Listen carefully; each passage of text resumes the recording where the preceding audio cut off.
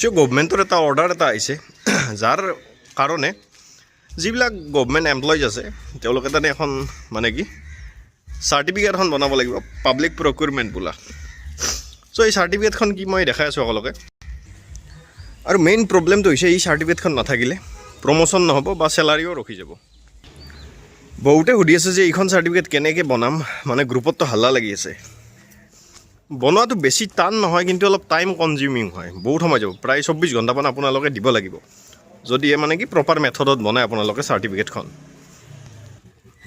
চ' এই ভিডিঅ'টোত মই সেইটোৱে দেখাম আপোনালোকে কেনেকৈ বনাব চাৰ্টিফিকেটখন। মানে কি ফাৰ্ষ্ট আপোনালোকে চাৰ্কুলাৰখন চাই লওক, তাৰপিছত মই আপোনালোকক ফাৰ্ডাৰ গাইড কৰিম যে সেইখন কেনেকৈ বনাব আপোনালোকে।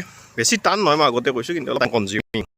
পাব্লিক প্ৰকিউৰমেণ্ট মানে কি যিখন চাৰ্টিফিকেট আছে সেইখন আপোনালোকৰ ছাৰ্ভিচ বুকতো যাব। তো যা নহওক বলক মেইন আমি বস্তুখিনি লৈ আহোঁ। সকলোৱে চেনেলটো ছাবস্ক্ৰাইব কৰি ৰাখিব, ভিডিঅ'টো লাইক কৰিব, তাত ভিডিঅ'টো শ্বেয়াৰ কৰি দিব। তো এইখন হৈছে আপোনালোকৰ সেই অৰ্ডাৰখন যে য'ত লিখা আছে compulsory certification of public procurement for government employees under state government. তো এইখন মানে কি কিছুমানে যদি ভাবি আছে যে নকৰোঁ দিয়া সেনেকুৱা হ'লে নহ'ব।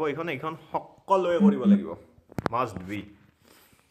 কাৰণ ইয়াত যিকেইটা পইণ্ট আছে সেইকেইটা পইণ্টে সেই বস্তুখিনি ইণ্ডিকেট কৰে যে এইখন সকলোৱে কৰিব লাগিব। চাওক, এইখন all employees belonging to group A, B and C services as classified under the Assam service rules 2017 shall be required to obtain mandatory certification in the, আৰু মেণ্ডাটৰী এইটো। আৰু আপোনালোকে এই কোৰ্চটো এই মানে কি ৱেবছাইটটোত কৰিব পাৰিব। মই দেখাই আছোঁ আগলৈ, আৰু কি মই পইণ্টকেইটা দেখাই দিছোঁ আগতে।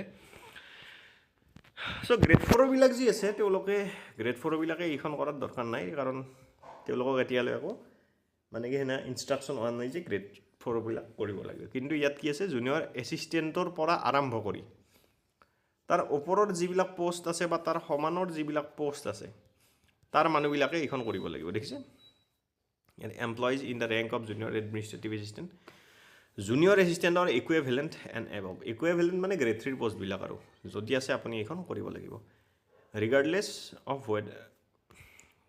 ৱেডাৰ দে ফল আণ্ডাৰ গ্ৰুপ ABC। ঠিক আছে বাৰু। চ' গ্ৰেড 1ৰ পৰা গ্ৰেড 3 লৈ যি আছে সকলোৱে এই মানে কি কোৰ্চটো কৰিব লাগিব। আৰু এইটো চাওক, completion of the certificated course shall be treated as a pre-condition for promotion of higher post. চ' এই যিখন চাৰ্টিফিকেট আপোনালোকে বনাব, এইখন আপোনালোকে যেতিয়া প্ৰমোশ্যন পাব, এইখন আপোনালোকৰ কি আছে দেখিছে, প্ৰি কণ্ডিশ্যন।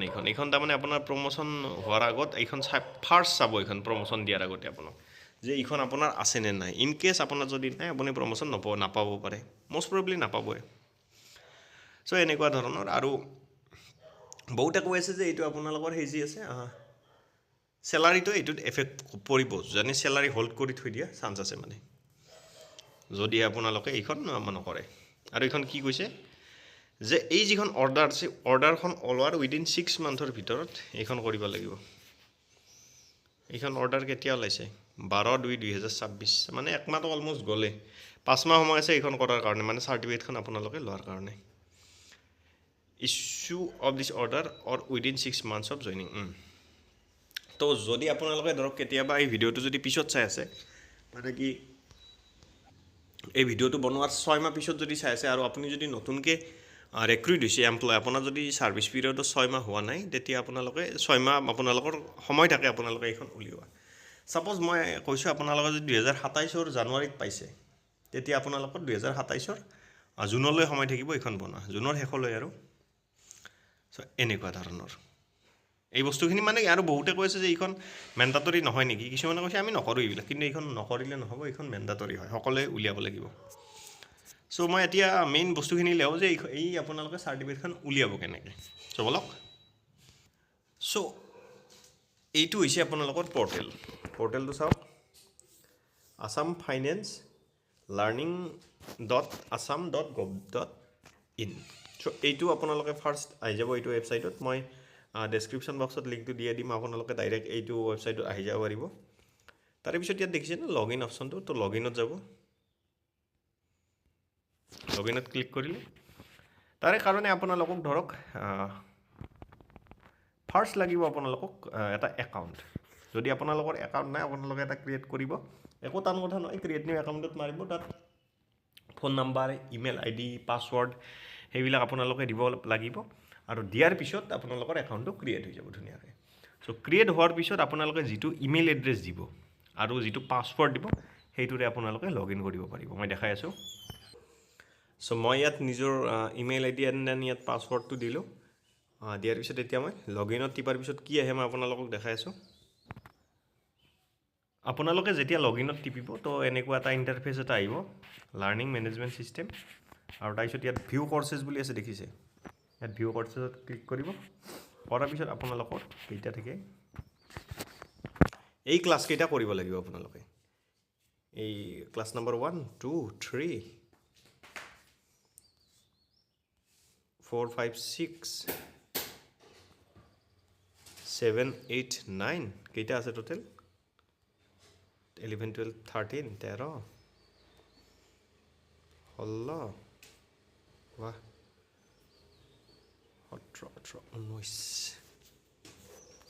19 অলমোষ্ট 19টা আপোনালোকৰ ইয়াত মানে কি কোৰ্স আছে 19টা নহয় মাজত এইটোতো বাৰু এই গোটেইকেইটা আপোনালোকৰ ক্লাছ কৰাৰ পিছত ইয়াত দেখিছে আপোনালোকৰ ফাইনেল স্কোৰ বুলি আহিছে ফাইনেল এছেছমেণ্ট বুলি আহিছে মানে কি এইটো আপোনালোকৰ হৈছে এক্সাম ইয়াত আপোনালোকৰ কেইটা কুৱেশ্যন থাকিব 10 মিনিট সময় থাকিব 10টা কুৱেশ্যন থাকিব আৰু আপোনালোকে 70% মাৰ্ক সিকিউৰ কৰিব লাগিব মানে কি 7টা কুৱেশ্যন আপোনালোকৰ তাৰ শুদ্ধ হ'বই লাগিব মাষ্ট বি এই গোটেইকেইটা আপোনালোকে দেখিছে না এই গোটেইকেইটা যি মডিউল আছে আপোনালোকৰ এই গোটেইকেইটা মডিউল আপোনালোকে ক্লাছ কেইটা কমপ্লিট হোৱাৰ পিছত আপোনালোকে ধৰক নহয় আৰু এইটোৱে কথা চ' ইয়াত আপোনালোকে এই যিটো এক্সাম আছে এক্সামটো দিব লাগিব বহুত সময় আছে এটাত কিমান সময় যাব আপোনালোকৰ অলপ এইটোত 25 মিনিট অলপ 2 ঘণ্টা 20 মিনিট 1 ঘণ্টা 80 মিনিট 1 ঘণ্টা 80 মিনিটটো নহয় মানে এইটো ঠিক আছে 8 মিনিট মান হ'ব চাগে 1 ঘণ্টা 8 মিনিট 1 ঘণ্টা 1 ঘণ্টা 1 ঘণ্টা